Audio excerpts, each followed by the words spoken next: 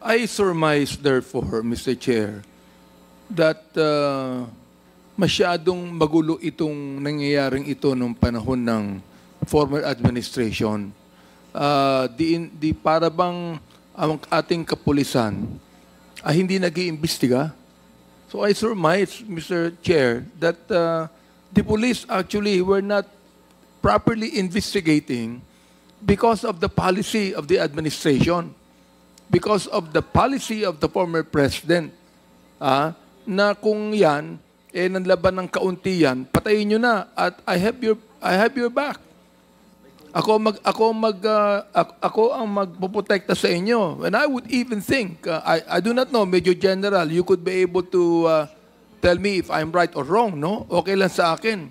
Pero palagay ko, there really was a big irregularity as far as investigating this is concerned.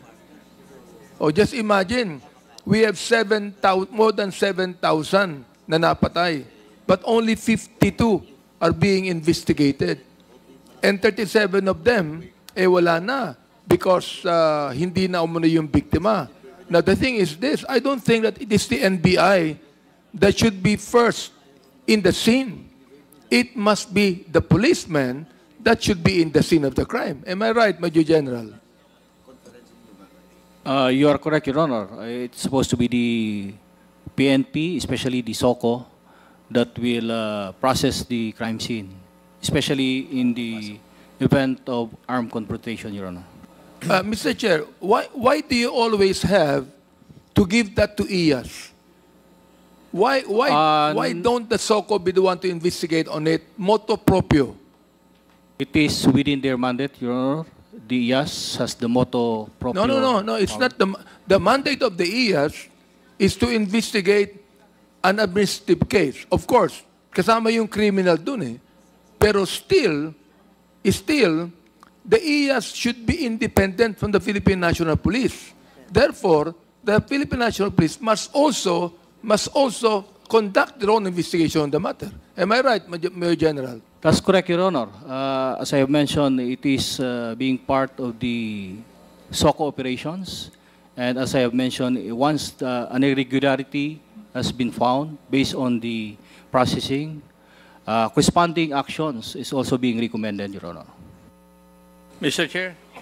Yes, are you done, Congressman Abante? So, Congressman Acop, you're recognized. Thank you, Mr. Chair. General Salvador,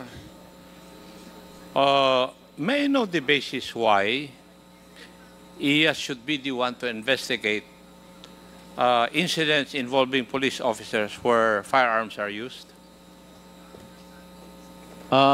It's not, as I have mentioned, Your Honor, it's also their mandate independently. But as I mentioned also that... Could you please state to this body, ano po yung mandate na sinasabi po ninyo? It's the motu proprio investigation, especially if the case involves the use of firearms. And is that provided for by any law? It is within the disciplinary machinery or 6975, Your Honor. Administrative cases, I will agree with you. Di ba?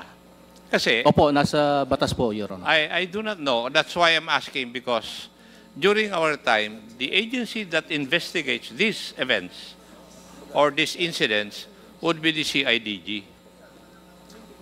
Why? Because when these incidents happen, there are two aspects. Dalawang kaso eh.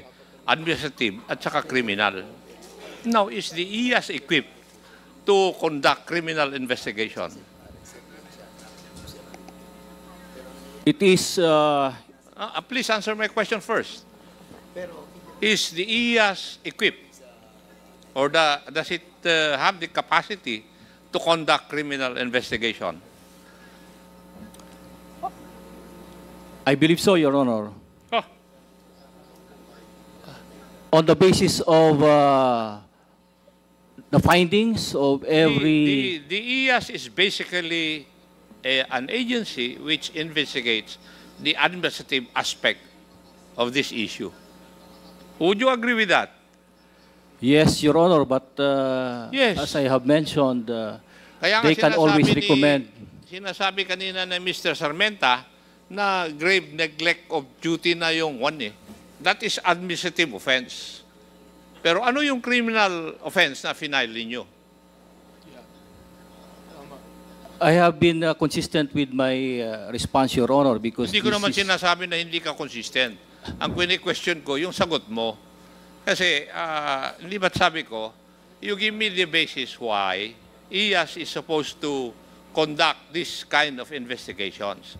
When in fact, I know na yung IAS, administrative aspect lang ng kaso, ang trabaho nila. The criminal aspect is with CIDG, which is capacitated to do the criminal investigation. Kasi iba yung administrative investigation at saka criminal investigation.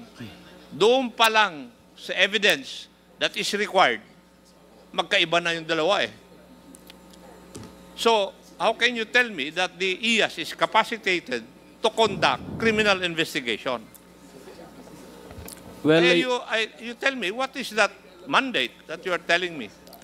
So that I will be convinced.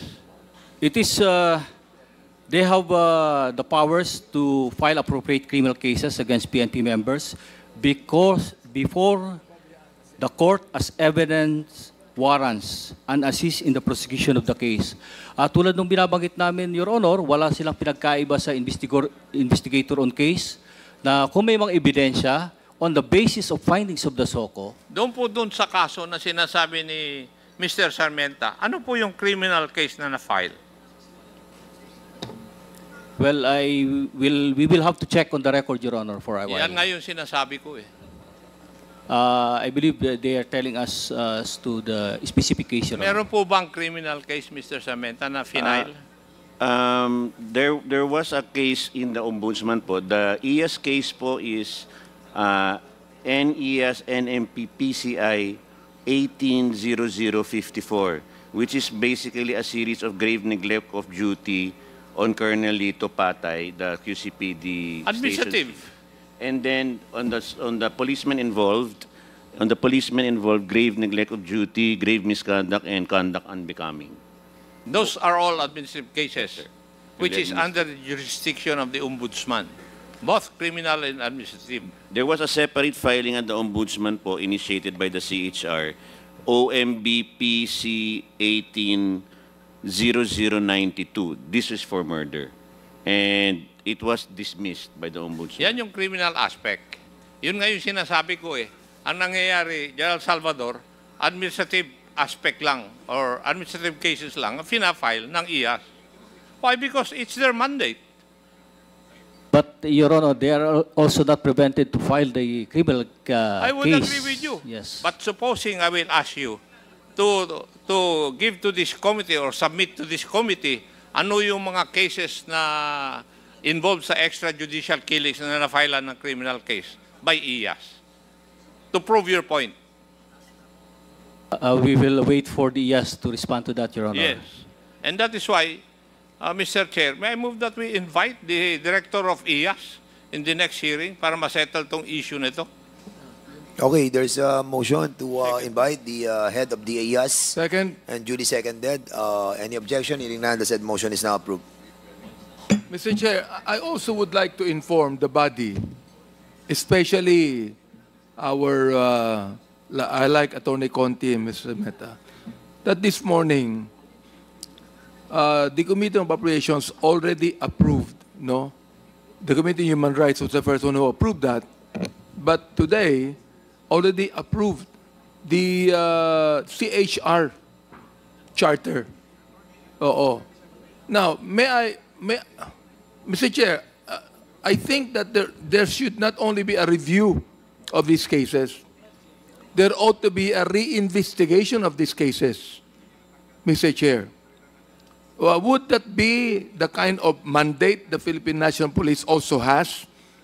Because the thing is, yung mga investigation ginawa on the last administration were actually wala eh.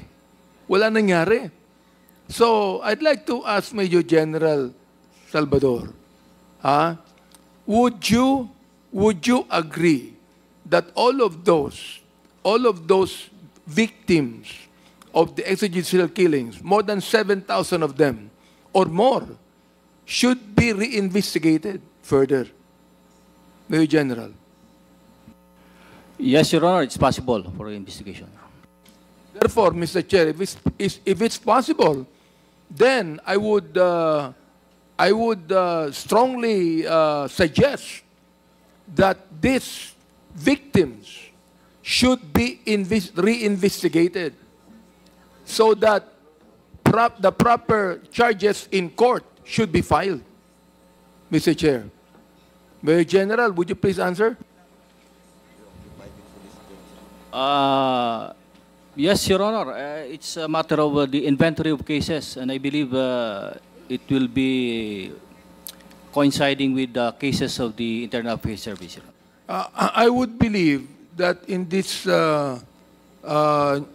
administration, we have a different Philippine National Police. Am I right, Major General Salvador? Yes, Your Honor. And therefore, if we have a different Philippine National Police, I'd like to really strongly suggest that another motu proprio investigation should be conducted, no, and reopened with about 7,640 that died in police operations during the time of the former administration. Tulad po ng sinabi ni Congressman Dan Fernandez kanina, huwag kayo mawala ng pag-asa. Ano ha? Tony Conti, Mrs. Sarmenta, at Ma'am Fortune, lahat po kayo, na ipagpapatuloy po namin ito. In fact, election year po ngayon eh. Kaya napakahirap po sa amin. No? We are being attacked left and right. And we are in the middle of the campaign. Pero nakita po namin yung pangangailangan na dapat talaga po nating ituloy ito. I also would like to agree with Congressman Paduano that a super body should be formed and created, no? Para patuloy ang investigasyong ito kahit na po mag-end ang 19th Congress.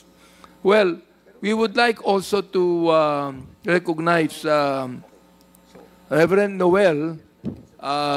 I believe that he also has something to say, so we would like to recognize him now for him to say his own statements of what AJK right now. Thank you, Mr. Chairman.